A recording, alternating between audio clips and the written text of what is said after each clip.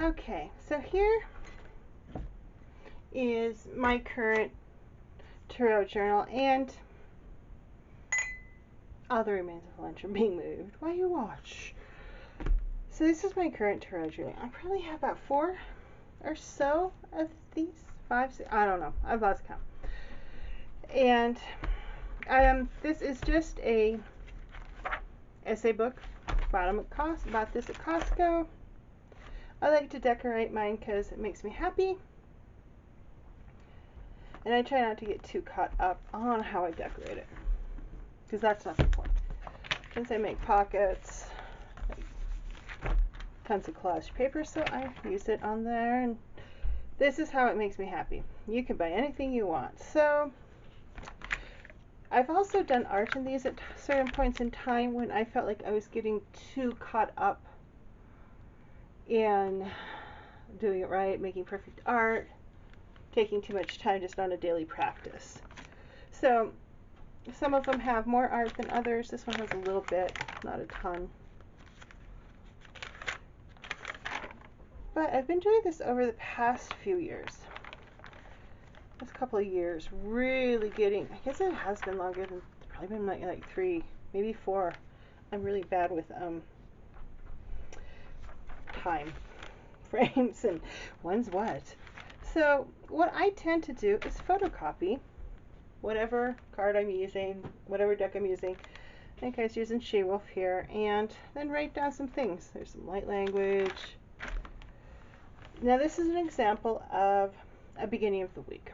I pulled 3 cards, and it looks like I was using Oracle of Wisdom, my Aphrodation deck that I made, and Sacred Creators Oracle. And I write down little snippets, and these are my guiding energies for the week. And sometimes I journal here, sometimes I write to-do lists or energies I want to bring in, whatever. And I use washi tape because that makes me happy. I've seen people draw, do all sorts of stuff for theirs. This is how you want it to be. This is a personal practice. So you do what works for you. This is what works for me, and I've been very happy with it over the years.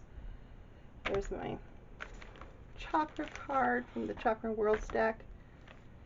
Along with the weekly guiding energies, I tend to pull 3 fairy cards because I love this deck, and I have been working with it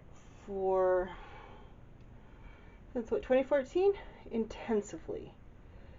Yeah, I think about 2014. Really started working intensively with this deck. And so I pulled 3 of them. And I tell you, if you resonate with this deck will tell you right where you are and exactly what you need to do it. You may not understand it, but it will tell you. So basically that's what I do. It's like a little micro journaling. Sometimes, like this is for Lionsgate 2019 for that portal.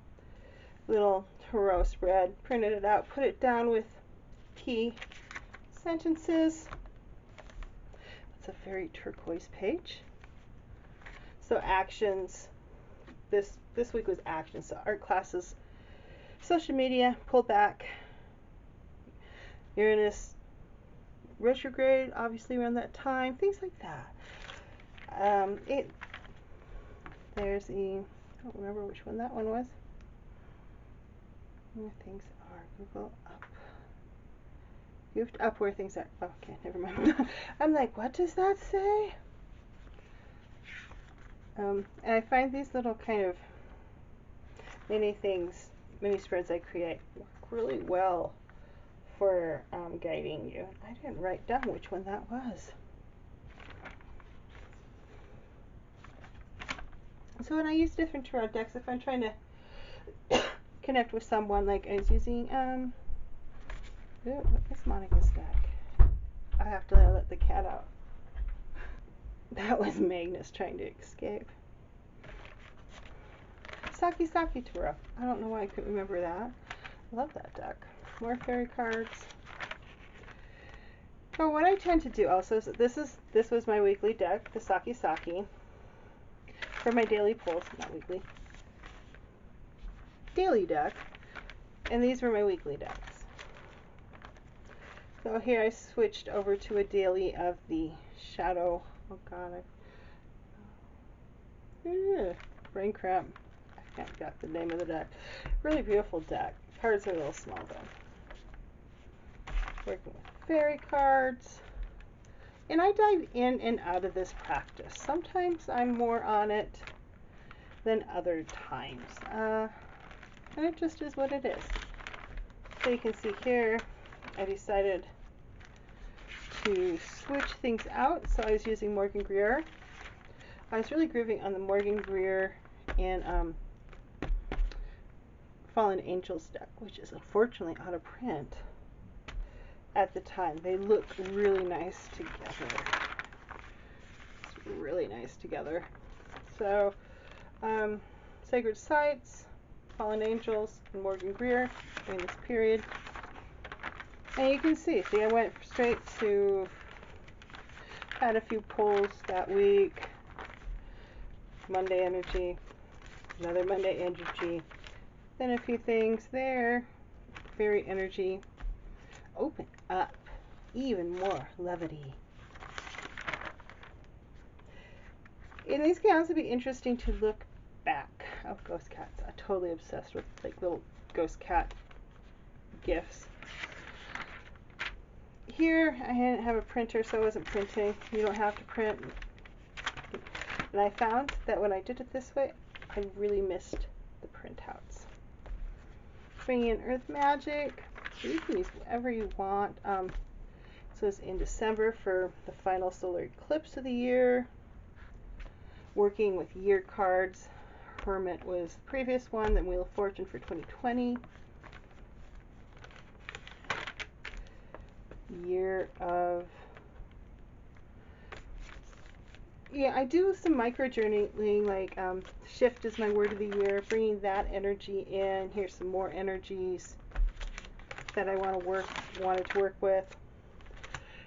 The idea is to have it be really quick and not time consuming.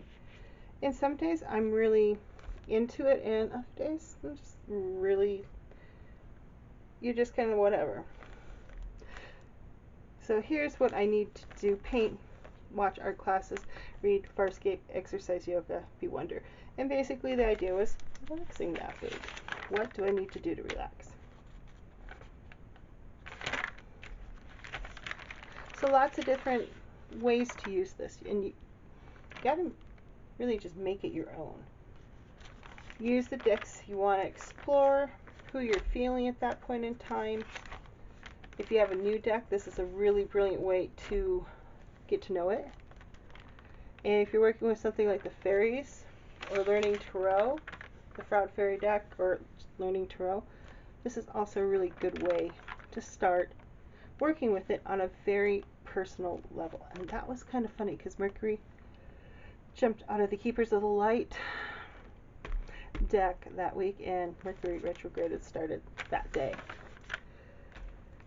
Hayworth Tarot, yeah, I got that. And things, I started working it right around when Corona started to peak, and I found why I love that deck. Oh, God, look at that devil. That I needed a bit more lightness. I love that star too. I just love that deck. And so I started using the Good Tarot, because this was feeling a little, the Hayworth was feeling too heavy, and the Good Tarot is pretty much like a big fluffy blanket with kisses on top. Still working with Earth Magic and the Keepers of the Light. Always the affirmation deck I made. I like to pull one of the Chakra Worlds cards. So if you're feeling like you need to change, or you need more levity or whatever, or if you need your butt kicked, you can change decks. So we're up to our current, this was May 4th, and then this is my current week right here. So, and this one ended up being a bit of what my cards are, and then a little bit of journaling about what they told me, and that's it. And I'll decorate a new one when the time comes.